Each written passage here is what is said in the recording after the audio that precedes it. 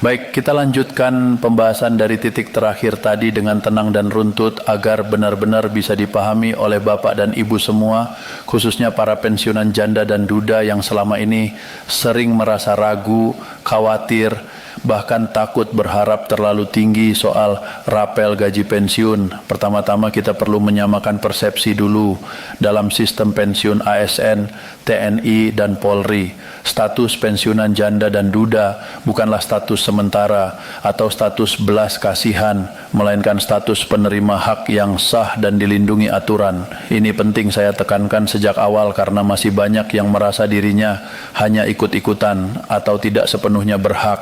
Padahal secara hukum, sejak hak pensiun almarhum atau almarhumah pasangan dialihkan, maka hak itu melekat penuh, termasuk ketika terjadi kebijakan kenaikan atau rapel. Rapel sendiri secara sederhana adalah selisih pembayaran akibat kebijakan kenaikan yang berlaku surut. Artinya pemerintah menetapkan kenaikan pada suatu waktu, tetapi pembayarannya baru bisa dilakukan beberapa bulan setelahnya. Selisih antara gaji atau pensiun lama dan yang baru itulah yang kemudian dibayarkan sekaligus dan itulah yang disebut raffle. Pola ini bukan hal baru dan hampir selalu terjadi setiap kali ada penyesuaian besar dalam kebijakan gaji atau pensiun. Nah, disinilah sering muncul pertanyaan, kalau pensiunan utama dapat rapel, bagaimana dengan janda atau duda? Jawabannya, rapel tetap mengikuti hak pensiun yang sedang berjalan, bukan siapa penerima pertamanya. Jadi selama pensiun janda atau duda itu aktif tercatat dan dibayarkan secara rutin oleh Taspen atau Asabri, maka ketika ada kebijakan kenaikan yang berlaku surut, rapel juga ikut dihitung. Namun memang ada satu hal yang sering membuat nominal rapel janda dan duda berbeda, bahkan terlihat jauh lebih kecil dibanding pensiunan pokok. Ini bukan karena dibeda-bedakan, tetapi karena dasar perhitungan pensiun janda dan duda memang berbeda sejak awal. Dalam sistem pensiun, janda atau duda biasanya menerima persentase tertentu dari pensiun terakhir almarhum atau almarhumah pasangan. Angka persentase inilah yang kemudian menjadi dasar semua perhitungan selanjutnya, termasuk kenaikan dan rapel. Mari kita bahas dengan contoh sederhana agar lebih mudah dibayangkan. Misalnya, seorang pensiunan SN menerima pensiun pokok sebesar 3 juta per bulan. Ketika beliau wafat, istrinya sebagai janda pensiun menerima misalnya 75% dari jumlah tersebut, yaitu sekitar 2.250.000. Nah, ketika pemerintah menetapkan kenaikan pensiun misalnya sebesar 5%, maka kenaikan itu bukan dihitung dari R juta, melainkan dari R 250.000. R yang memang menjadi hak janda pensiun tersebut. Jika kenaikan itu berlaku surut selama 6 bulan, maka rapel yang diterima adalah hasil selisih selama 6 bulan tersebut. Jadi, secara logika wajar jika nominal rapelnya berbeda dengan pensiunan utama, bukan karena haknya dikurangi, tetapi karena basisnya memang berbeda sejak awal. Hal penting berikutnya yang perlu Bapak dan Ibu pahami adalah tidak ada pengajuan khusus untuk rapel baik bagi pensiunan utama maupun janda dan duda. Selama data pensiun sudah benar dan aktif, rapel bukan bantuan sosial, bukan hibah, dan bukan program berbasis permohonan. Rapel adalah kewajiban pembayaran negara yang dihitung otomatis oleh sistem berdasarkan data yang ada. Inilah sebabnya mengapa validitas data menjadi sangat penting. Jika selama ini pensiun dibayarkan lancar setiap bulan, maka rapel akan otomatis menyusul ketika proses pencairan dilakukan. Sebaliknya, jika ada masalah data, misalnya rekening tidak aktif, data ahli waris belum diperbarui, atau ada ketidaksesuaian dokumen, maka rapel bisa tertunda.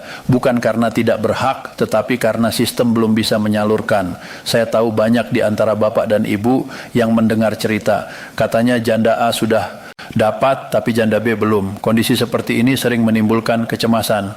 Namun perlu dipahami bahwa pencairan rapel tidak selalu serentak sampai ke rekening pada hari yang sama. Meskipun kebijakan dan perhitungannya sama, ada faktor teknis, ada proses verifikasi, dan ada alur perbankan yang membuat waktu masuknya dana bisa berbeda.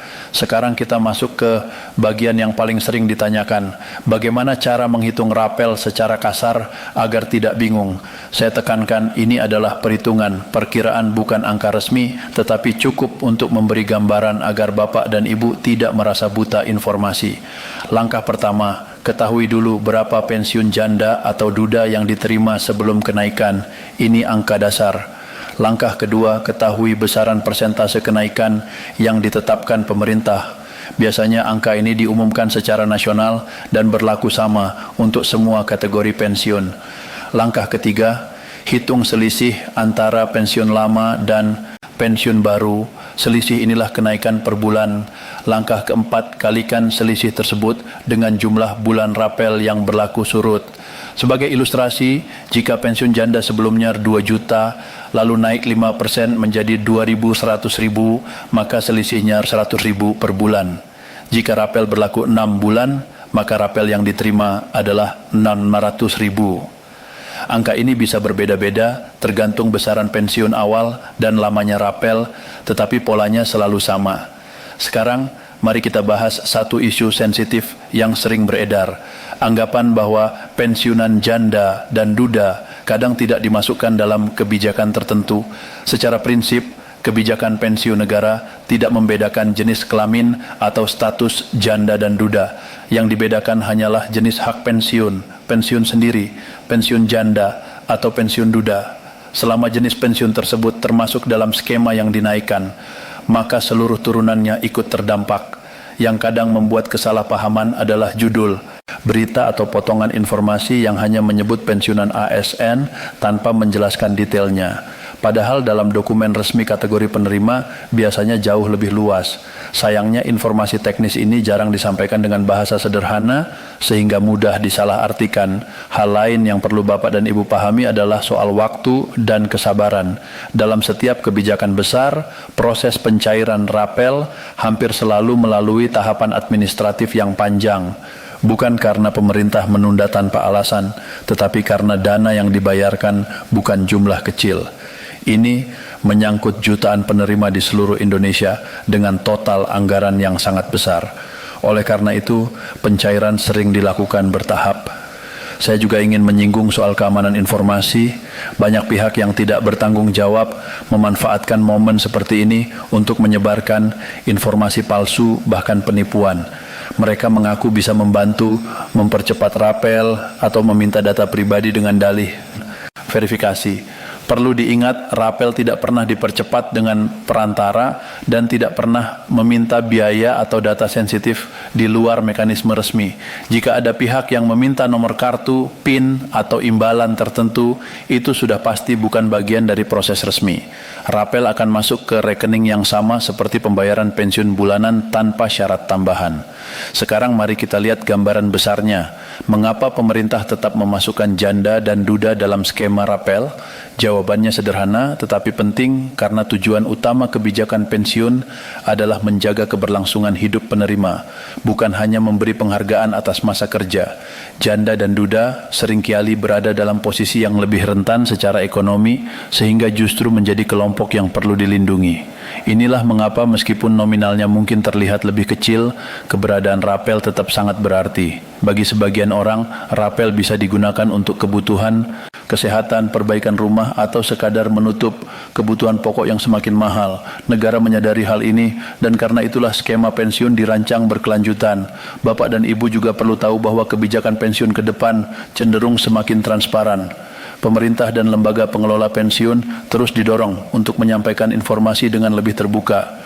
Meski belum sempurna, arah kebijakannya jelas, mengurangi ketidakpastian dan kebingungan di kalangan pensiunan. Saya paham menunggu rapel itu melelahkan secara batin, setiap hari mengecek rekening, bertanya ke teman, membaca berita, dan berharap. Tetapi dengan memahami mekanisme dan logikanya, setidaknya Bapak dan Ibu tidak lagi merasa gelap atau tersesat oleh informasi yang tidak jelas. Yang terpenting, jangan pernah merasa bahwa status janda atau duda membuat hak menjadi lebih kecil atau kurang dihargai. Sistem ini tidak sempurna, tetapi prinsip dasarnya tetap hak dibayar sesuai ketentuan dan rapel adalah bagian dari hak tersebut. Kedepan saya akan terus menyampaikan informasi seperti ini dengan bahasa yang mudah dipahami, tanpa menakut-nakuti, tanpa janji berlebihan, dan tanpa sensasi. Karena bagi pensiunan yang paling dibutuhkan bukan sekadar kabar gembira, tetapi kepastian dan kejelasan. Dan semoga dengan penjelasan panjang ini, Bapak dan Ibu bisa lebih tenang, lebih memahami posisi masing-masing, dan tidak mudah terpengaruh oleh kabar yang belum tentu benar. Rapel untuk pensiunan janda dan duda bukan mitos, bukan hadiah, melainkan hak yang dihitung dengan aturan yang jelas. Tinggal soal waktu dan proses, bukan soal ada atau tidaknya hak itu sendiri.